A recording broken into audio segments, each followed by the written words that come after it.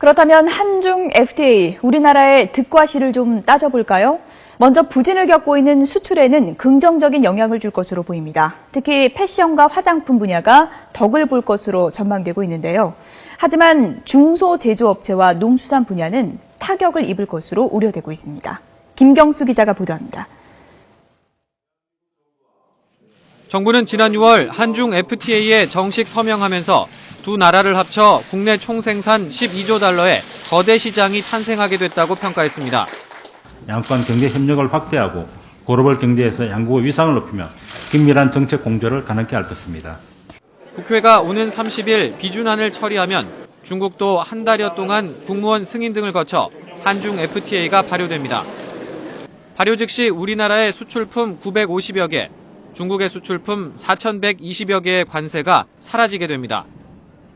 우리 입장에서는 패션과 화장품, 고급 식품 등 소비재 품목의 대중국 수출이 늘고 교육 규모 확대가 경제 성장률을 끌어올려 관련 일자리도 늘 것으로 예상됩니다.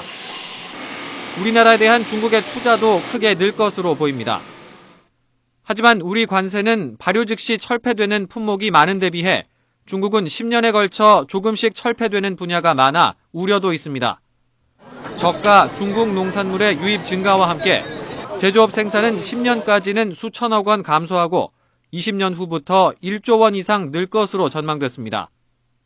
만약에 제조 기반이 무너진다면 단순히 중국 제품을 받아다 파는 역할뿐이 우리가 못합니다. 그러면 고용 창출이 여기가 잘 되는 업종인데 거의 다 이제 실업자로 전락을 하고 다 업종 이직을 해야 되고 이게 아주 큰 혼란이 올 수도 있습니다.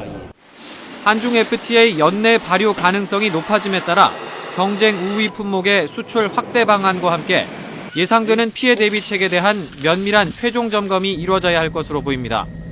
YTN 김경수입니다.